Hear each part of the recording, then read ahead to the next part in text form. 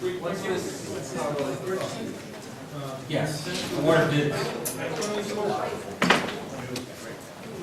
Well, I'm hearing from the administration that we can continue tonight. Mr. Pendergast and Mr. Reynolds left, so they would like to continue. Okay. So continue that to April 7th. Do we do a motion on that? No? Okay, is there a motion to continue new business, item A, discussion by council, or other action on award of bids for police vehicles, road materials, truck and plow, sander, to April 7th? Moved by Councilor Alves, is there a second? Seconded by Councilor Zelinski, is there any further discussion? All in favor say aye. Aye, opposed? Motion carries. New business, item B, discussion by council, vote, or other action on hiring of outside legal counsel and outside auditing firm in matters pertaining to the school department. Do you have that? Thank you, Mr. President.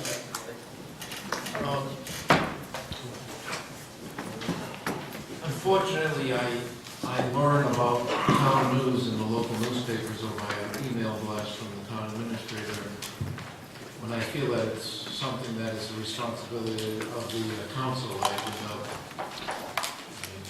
would like to discuss it.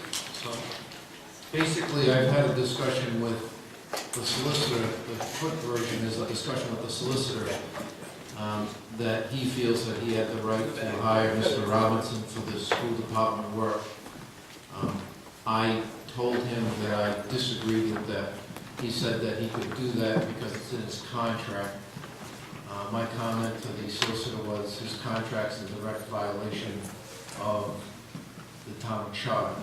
So I don't know how his contract, number one, I didn't ratify it, I wasn't president then, but I don't know how a contract with somebody on his job performance and responsibilities can override the provisions of the town charter.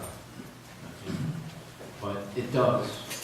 And you folks know about it, you folks being the majority of the council, and you realize that his contract and his engagement letter specifically goes against what his job responsibilities and functions are according to the town charter.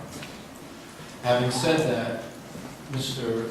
And he'll correct me if I'm wrong, Mr. Lombardi feels that he could have hired Mr. Robinson.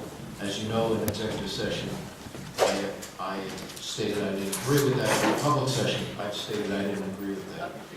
Now we bring it one step further, which is Mr. Robinson, from what I can read in the newspaper and what I got from an email blast from the town administrator, has hired an accounting firm to perform an audit of the school department.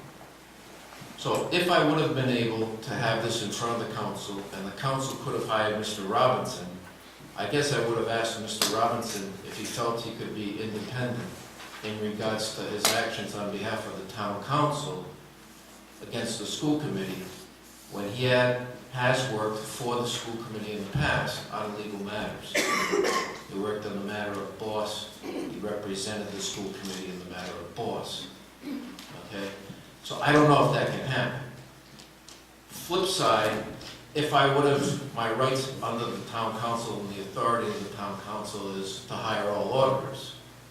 Not somebody who's appointed, not somebody who's brought in by contract. It says that the town council will approve all audits. Okay? It's parcel. I don't think you can give that right away. But if you did, and if we could have gone through if you didn't, and if we could have gone through a process where we could have gotten the auditors in here, I would have asked the auditing firm if they thought they could perform an audit when at least one of their principals had worked prior for the school department in a curricular action against the town of North Smithfield. So this whole process is flawed. The attorney that I think represents us, Mr. Robinson, I believe has been appointed in violation of our charter. The independent auditor that's been hired has been appointed in violation of our charter. The engagement letter that Mr. Lombardi has to work for the town is in violation of the charter. And and I just want to be on public record, that my rights as a town councilor and my privileges as a town councilor and my responsibilities as a town councilor have been taken away from me, and I have not been allowed to select legal counsel or auditing firm in accordance with our charter. And now I'm on the record with that. We'll see what the majority wants to do, if they want to do anything, and then we'll decide where we go from there. But I feel my rights have been violated. Somebody's taken away my responsibility. I did not ask for that. I did not advocate my position. I want to perform my duties. And you got a lot of problems with the people that have been appointed, because both the lawyer and the accounting firm have worked on behalf of the school department in the past. I don't know that they can be independent. So the other problem is that there are people besides town councilors, according to this article, that know a hell of a lot more than the town councilors do, and that's a shame, because they're quoted in the article. Mr. Yazbek, can you indicate the section of the charter that you believe to be violated by the hiring of Mr. Robinson's law firm? Article 6, town solicitor.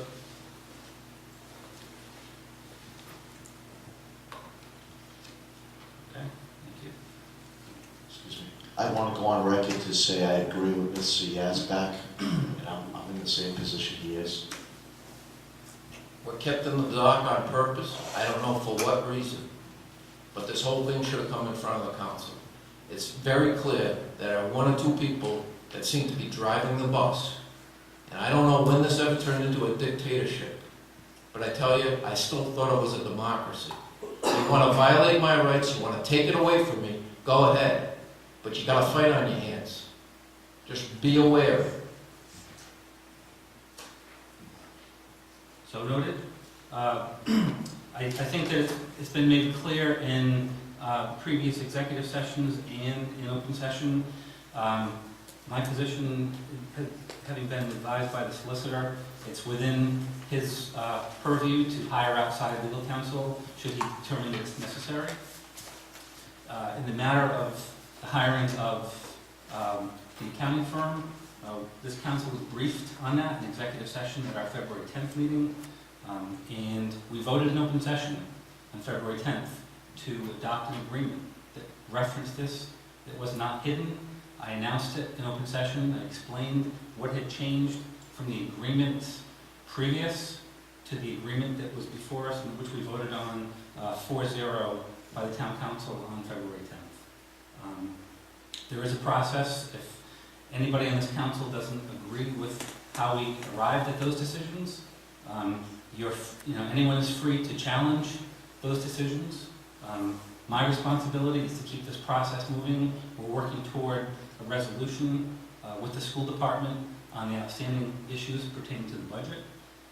The only way that we can close the deficit at the school department is to first verify the extent of the deficit. And that's exactly what this accounting firm is doing. My first preference was to do that through the ad hoc committee. That approach was the very approach that was taken in 2011 with Mr. Yazbek at the town council, as the town council president. He chaired the ad hoc committee. That's exactly what I proposed. That was unacceptable to the school department, and our only alternative was to get an independent accounting firm to come in and verify the numbers. And from everything that I've been told, the school department has been fully cooperating, and we're bringing this to a resolution. I don't know what else I can say. My focus is to bring this to a close in a way that is open and transparent. And as council president, I'm doing my best to get to that point. And be damned the charter, I guess. I guess we're not going to follow the charter. You know, the charter is being used and it's being referred to when it's convenient. And when it isn't, we just make believe it isn't there. And that's wrong. And we're going down a very, very slippery slope. You cannot supersede a charter with a contract, whether that be Mr. Lombardi's engagement letter, whether that be a resolution to send over some type of agreement that we agree to, but the school department doesn't just because it includes it. You're making a huge jump from some proposed agreement that you sent over to the school committee that hasn't been ratified to the hiring of a firm, which is clearly, all audits are to be hired by the town council. And this town council has not voted on the firm conducting the audit. Pure and simple. This town council has not voted on the retainer of Mr. Robinson to represent it. And to pin that all on some engagement letter in and of itself that violates the town charter, you can't do it. It's wrong. Is there a motion to extend the meeting for another 10, 15 minutes? So moved. I've had enough. I'm going home. No. I'm voting no. Go ahead. We have Make a- the motion. I'm voting no. There's a motion to extend the meeting by 15 minutes. Is there a second? Second by Councilor Alves. Is there any further discussion? Roll call vote, please. Ms. Alves? Yes. Mr. McGee? Yes. Mr. Yazdi? No. Mr. Zelinski? Yes. Mr. Flower? Yes, motion carries till 11:15. I'll just, Clarification. Has to be Does it have unanimous. No, no. I have to be unanimous? Yeah. Okay. Hey, vote, yeah, you can. Okay. Okay. Okay. If you vote yes, you can still leave. I vote yes, so you can go. Thanks. Okay. I'm done. Okay. Nobody wants to listen to charter arguments. Vote. Nobody cares. Well, Mr. No, you're right. Motion carries. Okay, so we're extended to 11:15. I wanted to make a point to Mr. Yazbek before he left, that it's his opinion that that we have violated the charter. He's not demonstrated that. I'm counting on the legal advice from our town solicitor. And I've gotten that advice, and I've made the decision for myself at least, going forward. I want to get this thing resolved. And we've offered any number of ways to be able to get that resolved. And my preference was the ad hoc committee. That wasn't acceptable. This was the next best alternative. And in my opinion, it complies with the charter, it complies with the law. The work has begun. There's been cooperation. We're getting to the point where we will know what is up with the deficit, and we can make a decision about how we're going to close that deficit and to what extent it is. I take any comments from the council at this time. Mr. President, I just want to make a statement that I think whether I have a contract or don't have a contract, I have the inherent authority to retain counsel to represent the town. That happens in every other town in Rhode Island. It happens in Providence. And it happens with us routinely. Right. When there's an issue that comes up, we have an agreement with the solicitor that says, for the $58,000 stipend, this is what's included. Preparation for meetings, review of ordinances, so on and so forth. Your presence here to guide our rules of order and so forth. For anything that goes beyond that, drafting a contract or something, extraordinary litigation, that all gets subbed out. Either you can do it at a rate, or you can hire somebody with particular expertise to do it for a rate. Right. But that's all considered extraordinary litigation, and we do that as a matter of routine. That's correct. Right. So that was one issue. The second issue was the issue of hiring the outside accounting firm, which was done by our legal counsel, Mr. Robinson. Without approval. Pardon me? Without approval. With our approval, our unanimous approval. Mr. Yazbek abstained from that vote because he didn't participate in the executive session at which we were briefed. But this council voted on that. I was authorized to sign that agreement. So that's my position. And unless anybody has anything to add. I just feel like we jumped the gun on hiring an attorney, in my opinion. I didn't think, we had nothing really going at that time. We needed to wait. We had nothing on their side, that we needed legal counsel at that point. That's why I felt like we weren't really ready for that. Why did we hire someone right away? I don't understand that, you know? You want me to, I can, one of the things that was on the school board was pertaining to litigation with the town. I wanted to make sure that we were ready for that. If there was a Carullo Act or a potential Carullo Act, I didn't want to be behind the 8 ball on that issue. I wanted to make sure we were up front with it. Also, I wanted to see if we could hire someone to resolve the issue before it got there. And that was why we went to Robinson. And then we continued to meet with him, and he advised us, and we made decisions based on his advice, unanimously.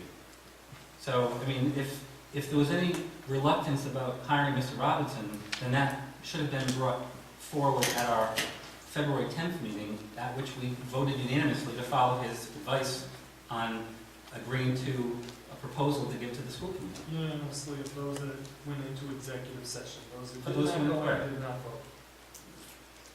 So, Quite honestly, if one were to look at the letters sent by the attorney of the school department answering emails and answering every correspondence, their attorney, I wouldn't say every, but many of the correspondence from the town to the school committee or school department were answered by an attorney. We weren't doing that. We were having the administrator just send our correspondence for us. So